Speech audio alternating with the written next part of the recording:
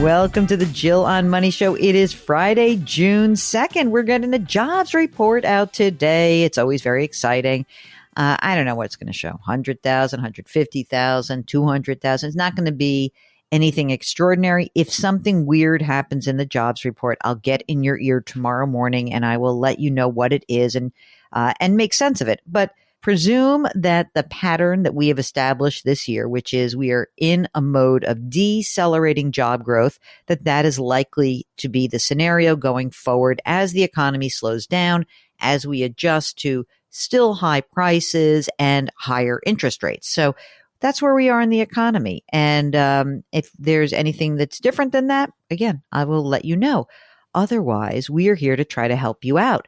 And the way we do that is we encourage you to go to our website, jillonmoney.com, click the Contact Us button, and then check that little box if you're willing to come on the air live with us. Mark does everything else. While you're on the website, don't forget, you've got a bunch of free options there.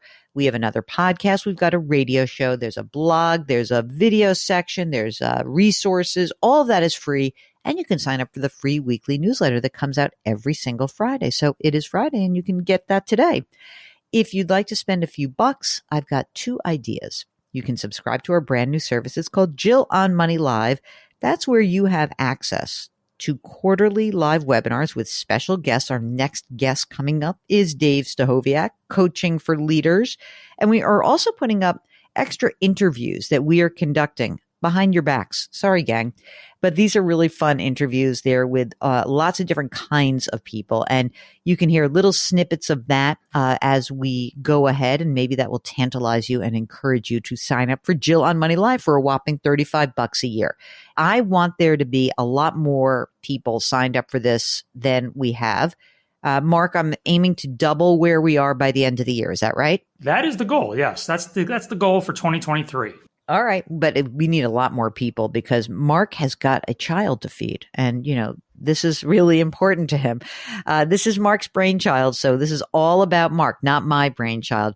And if you also have a little extra money, buy the book, The Great Money Reset. I have children to feed also, which are four-legged children. But The Great Money Reset is the way that I help you understand how to make big changes in your life without blowing up your finances. The Great Money Reset is available where you buy books or on our website. Okay, enough of that. Let's go to our listener, Brian. He is on the air with us from Georgia. Hi, Brian. How are you? Hi, Jill and Mark. Thanks for helping me out today. Of course. What can we do for you? Well, basically, I'm 59 years old, and I'd like to retire in about 2 years from now at 61. I've done a fair job of during the accumulation phase, but as I face the decumulation phase and a retirement plan, it's a little bit more daunting, probably just like anybody else. But I've got a bit of a wrinkle in my particular situation where I have a spouse, second marriage, that's 15 years younger than I, and we have an 11-year-old son together. And so based on that 61 target retirement date and her being 15 years younger, it potentially could be a 50-year retirement plan. That is a long retirement. Wait, how old is your kid? How old did you say? He's 11. 11 and a half, yeah. Okay. And do you have other children from marriage number one? I do. They're grown adult girls and they're on their own doing well. Okay. So they're fine. We don't have to worry about them.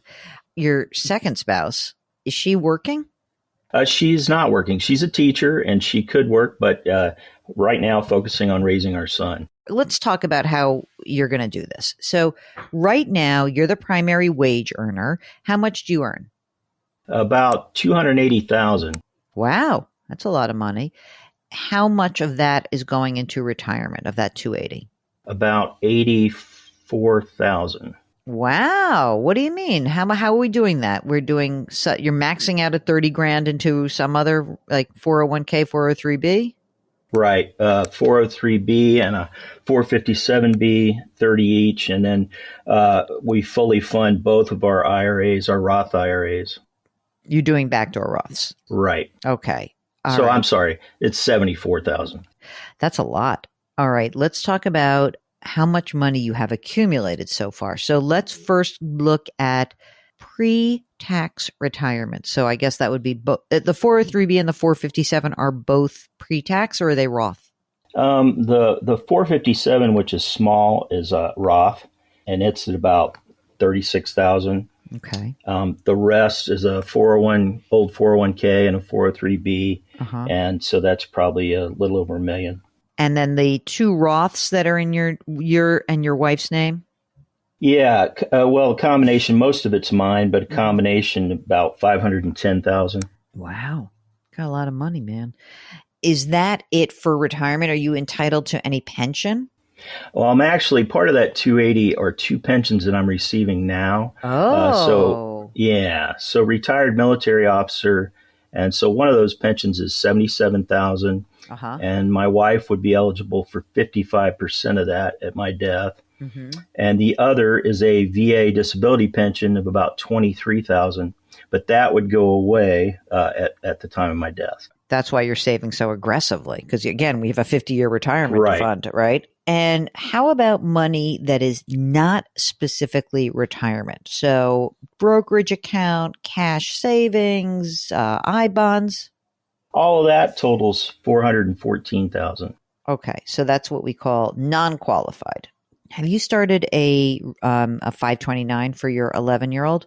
Yeah, it's got 103,000 in it. Wow, that's a lot. Yeah, okay. We contribute 500 monthly.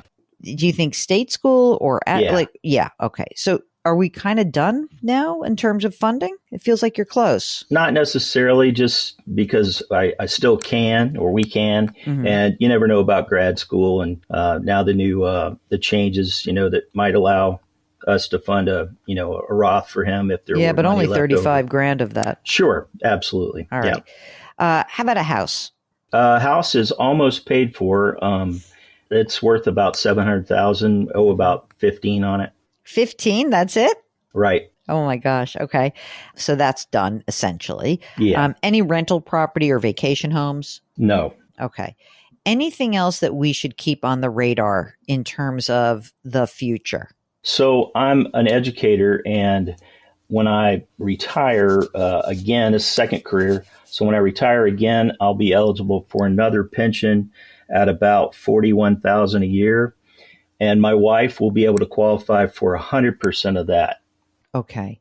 So essentially, just so we're clear, your wife, she would, and then you drop dead the next day. Isn't that nice of me to do that? Yeah. I'm sorry. She essentially will have 80 grand a year of income, right? That's right. That is correct. Okay. What do you think is the need in terms of just expenses? I mean, the house, let's presume the house is paid off, but beyond that 80 grand a year, what would she need to live on, do you think? Probably in the realm, without adjusting lifestyle, probably about 120 a year. Okay. So she needs 40 grand a year net is what we need to think about from what you've saved already. Okay. Will you be entitled to a Social Security benefit? Yes. What's your full retirement age? Full retirement age, I'm planning on 70, collecting at 70. Let's do that. Let me do 70. What is this? Okay, it's 4360. Okay. And she didn't work. Did she work long enough to have so does she have her own Social Security benefit, or is half of yours more? No, her PIA would be about $1,000 a month. I mean, there isn't a huge problem here. Just to be clear, you have saved a boatload of money. Even if let's roll the clock ahead. It's 2 years from now. Obviously, between the military, the VA, and the educator retirement plan, you have 140 grand a year. That's fine, right? You can live on that. Right. Okay. So that's not you're just worried that if you were to pass away early-ish in the time horizon, that she would be left with a 50-year retirement, right? So I'm smiling because I don't think that's exactly how it would go down, but I get I get how we're thinking about this. We are talking about the fact that she would have she'd have $2 million. So she'd have $2 million on which all we need to produce is 40 grand net a year. So you're fine. She's fine. So here's the thing. Do you feel insecure about this right now? Not really insecure, but I'm kind of been doing this all on my own, and don't really have anybody looking over my shoulder. And it's one thing to analyze somebody else's situation, but when you're self-reflective, I think everybody's a little nervous to pull that trigger. And so our tentative plan would be to, during those go-go years for me at least, from 61 to 70 until Social Security, we maybe bridge that by pulling maybe 40,000 a year out of savings. And then when Social Security hits in, we would essentially cease and desist in that regard. And the Social Security would make up the difference in that income. What about, are you going to get lifetime medical because you're military? Yes. Okay. So we're not really worried about Medicare. I'll have to pay Medicare premiums, but there won't be a lot of extra beyond that.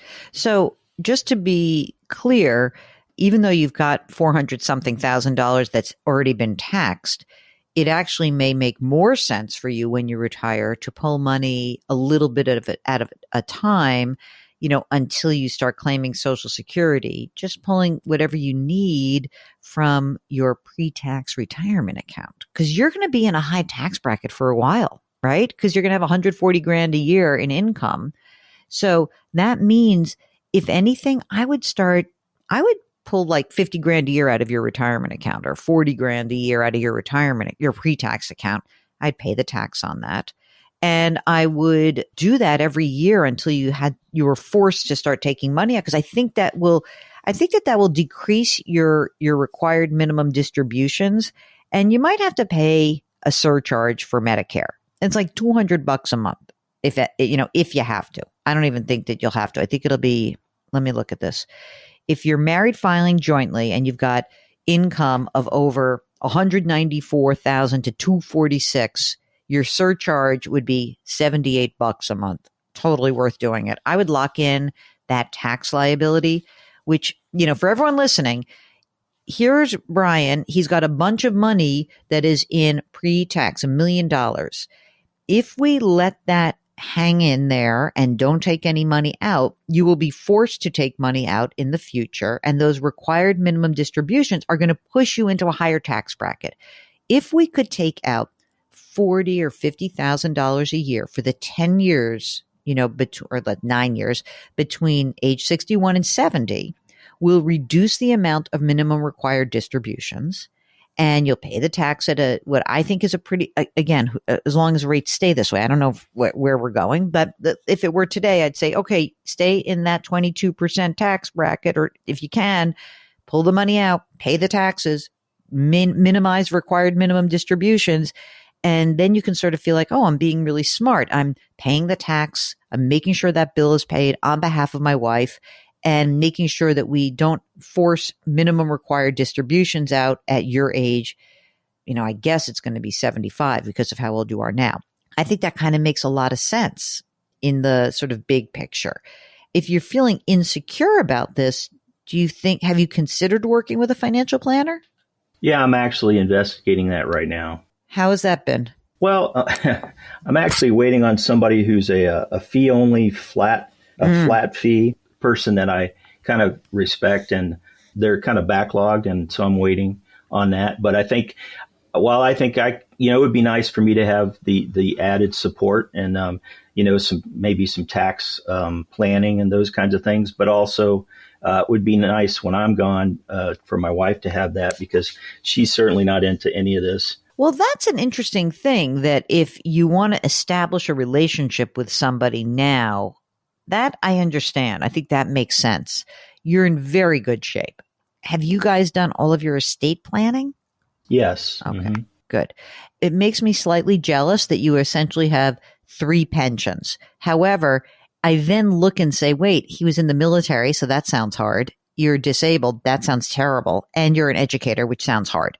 So 2 hard, 1 terrible. Now I'm not so jealous.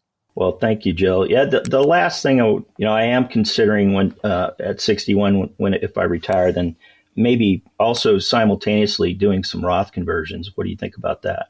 I think if you're going to pull some money out of the pre-tax and live on that, it's almost easier to do that. I mean, you've got money that is in non-qualified. You've got this 400 grand. I don't know if I want to soak up that liquidity on a Roth conversion. I almost would prefer you take a little bit of money out as, over the 10-year period and get the money out that way rather than convert it, because I do feel like I like you having that cash on hand, and you've got, $500,000 already in the Roth. If we can pull some money, if the million is, 700,000 or 500,000 by the time you're at RMDs, that's fine. I don't think you need to do that. If you have a windfall and you've got tons, like, oh my gosh, it's amazing, I have all this extra cash. Yeah, you can convert a little bit, but you're not converting while you're making 280 grand a year. So you're going to wait and see, and let's see how your cash flow is then. Understood. And if you are thinking about how to finance a 50-year retirement, we'd love to hear from you. Go to JillOnMoney.com. Click the Contact Us button. Let us know if you would be willing to come on the air. Don't forget, all of our great content lives on the website. Our music is composed by Joel Goodman. Karen Kranick is our web queen just for another, 6 weeks or so. Then Mark Talercio remains the executive producer and the chief content officer. That's what I'm going to give you a new title. So when I drop dead, you can get a job and you can put that on your resume. We're distributed by Cadence 13. Do something nice for someone else today. Change your work, change your wealth, change your life. Thank you for listening. We'll talk to you tomorrow.